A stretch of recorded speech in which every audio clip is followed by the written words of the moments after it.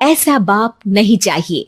एक बड़े शहर में रतनलाल अपनी बेटी संध्या और छोटे बेटे कुणाल के साथ रहता है। रतनलाल बहुत गरीब है और शराबी किस्म का आदमी है। वो रिक्शा चलाकर अपना जीवन यापन कर रहा है। रतनलाल एक अधेड़ उम्र के आदमी योगेश्वर को कभी कभी अपनी रिक्शा से मार्केट या मंदिर छोड़ता है और कभी कभी बाजार से उसका सामान भी ले आता है। एक दिन रतनलाल योगेश्वर से कहता है, साहब, आपके पास गाड़ी है, फिर भी आप कभी कभी रिक्शा से क्यों जाते हो? इन शहर की गलियों को आराम से देखना मुझे बहुत पसंद है। ठीक है साहब, मैं चलता हूँ, कल फिर आऊंगा। अरे रतनलाल, रुको तो। मैंने सुना है कि तुम अपनी बेटी को कुछ पैसों के बदले किसी को दे रहे हो। अभी किसी को बेचे नहीं तो क्या करे साहब। एक छोटा बेटा है, उसको पढ़ाना भी है, उसकी देखभाल भी करनी है, और अगर मैं बेटी को घर में रखूंगा तो उसकी शादी कैसे करूंगा साहब। तुमको कितने पैसे मिल रहे हैं? अब 50,000 साहब। देखो, मैं तुमको पूरे 20 लाख रुपए देता हूँ। तुम अपनी बेटी संध्या को मुझे दे दो। हैं? 20 लाख? धन्यवाद साहब, धन्यवाद। मैं कल ही उसे आपके पास छोड़ जाऊंगा साहब। अगले दिन रतनलाल संध्या को हमेशा के लिए योगेश्वर के यहाँ छोड़ आता है और बदले में 20 लाख रुपए लेकर घर आ जाता है। रतनलाल जिंदगी में पहली बार इतने पैसे पाकर बौखला गया। उसने एक अच्छा घर लिया। कुणाल, अब हमें कोई चिंता नहीं है, तू अब अच्छे से पढ़, खूब मन लगाकर पढ़ाई करना। पापा, मुझे पढ़ाई करना अच्छा नहीं लगता। अरे तूने अगर ज्यादा बकवास की ना तो बहुत मारूंगा। कल से तू अच्छे स्कूल में जाएगा तो जाएगा, हाँ बस। कुणाल का एडमिशन एक अच्छे स्कूल में हो जाता है, लेकिन आए दिन स्कूल से शिकायत आती ही रहती है। 10 साल बाद एक दिन प्रिंसिपल मैडम रतनलाल को स्कूल में बुलाती है।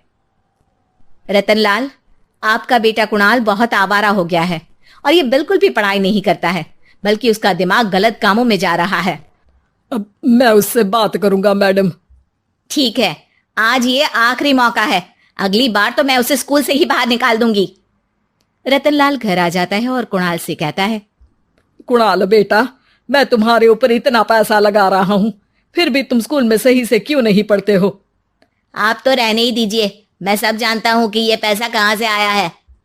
और वैसे भी अब ये पैसा मेरा है, मेरा जो भी मन होगा मैं करूंगा।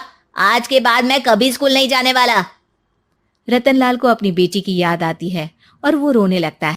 5 साल बाद कुणाल एक दिन एक लड़की को शादी करके घर ले आता है। पिताजी, ये मेरी पत्नी है स्वीटी। तुमने शादी कर ली? हाँ, शादी कर ली मैंने, दिखाई नहीं दे रहा? और अब से आप फिर से कमाना शुरू कर दो, बहुत बैठ कर खा लिया। कुणाल, तुम इस बुड्ढे को घर में क्यों रख रहे हो? देखो ना, ये शराब पीता है, इसे घर से बाहर निकाल फेंको। अरे स्वीटी, ये मेरे पापा है, कैसे बाहर निकाल दूं?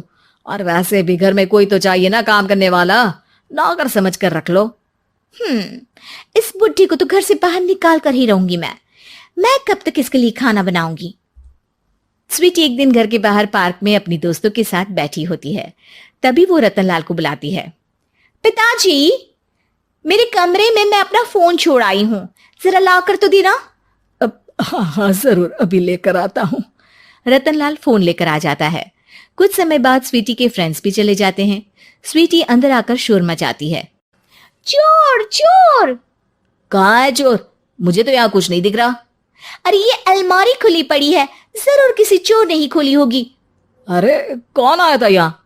यहाँ तो पिताजी आए थे बस। अरे बहू, मैं चोर नहीं हूं। मुझे तो आप पर अब बिल्कुल भी विश्वास नहीं है पिताजी, क्योंकि जब आप पैसे के लिए दीदी को बेच सकते हो तो आप चोरी भी तो कर ही सकते हो। अरे लेकिन वो सब तो मैंने तेरे भले के लिए किया था ना। मैं तो कहती हूँ कि हमें इनकी कमरे की तलाशी लेनी चाहिए। तुम बिल्कुल सही कह रही हो, चलो। स्वीटी और कुणाल दोनों रतनलाल के कमरे की तलाशी लेते हैं और उन्हें वहां स्वीटी की ज्वेलरी और पैसे मिल जाते हैं। मैं तो पहले ही जानता था कि चोर आप ही हो। निकल जाओ मेरे घर से और दोबारा अपनी शक्ल मत दिखाना। रतनलाल आंखों में आंसू लिए घर से निकल जाता है। स्वीटी मन ही मन सोचती है, आज तो मेरी प्लानिंग सफल हो गई। जैसा मैं चाहती थी ऐसा ही किया और बड़ी आसानी से उस बुड्ढी को चोरी का इल्जाम लगाकर घर से भगा दिया। रतनलाल की हालत अब ज्यादा खराब हो गई और वो सड़क पर बैठकर भीख मांगकर खाने लगा। एक दिन वहां एक गाड़ी आकर रुकी और सड़क पर बैठे सभी भिखारियों को अपने सेंटर ले गई।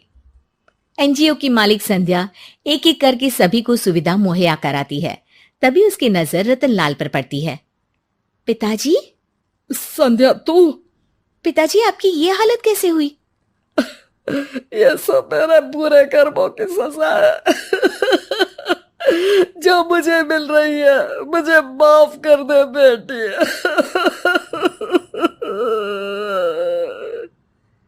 पिताजी, मैं आप पर बिल्कुल भी गुस्सा नहीं हूं, क्योंकि आपने मुझे यहां भेजकर अच्छा ही किया।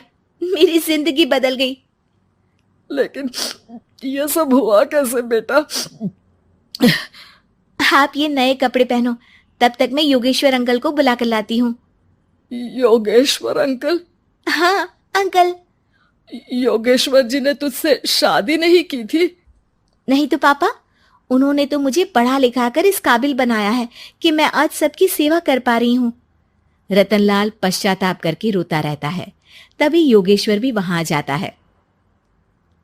रतनलाल जी, आपकी ये हालत कैसे हुई?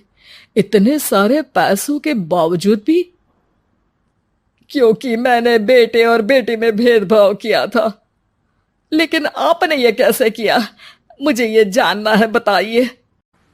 सालों पहले जब संध्या छोटी थी, तब मैंने एक बार एक आदमी से तुम्हें बात करते हुए सुना था, जो कुछ पैसों में संध्या को तुमसे खरीद कर शादी करना चाहता था। मैं उस समय एनजीओ में बच्चों के लिए ही काम कर रहा था और मैं किसी भी लड़की की जिंदगी खराब होते नहीं देख सकता था। इसलिए मैंने अपने जीवन की कमाई का एक बड़ा हिस्सा तुम्हें दे दिया था। सच में कितना गलत था मैं। मुझे माफ कर दो। अब आप दोनों मेरे साथ घर चलो और आज मैं अपना सच्चा प्रायश्चित करना चाहता हूं। योगेश्वर और संध्या रतनलाल के साथ घर जाते हैं। स्वीटी दरवाजा खोलती है। चोर भिखारी, तू फिर से आ गया? चल भाग यहां से बुड्ढे। ये घर तुम्हारे बाप का नहीं, मेरा है। बाहर निकलो यहां से। रतनलाल कुणाल और संध्या को घर से बाहर निकाल देता है। योगेश्वर जी, अब ये घर आपका है और अब आप यहां एक और एनजीओ खोल सकते हैं। शायद अब ये सच्चा प्रायश्चित है। संध्या अपने पिता के गले लग जाती है।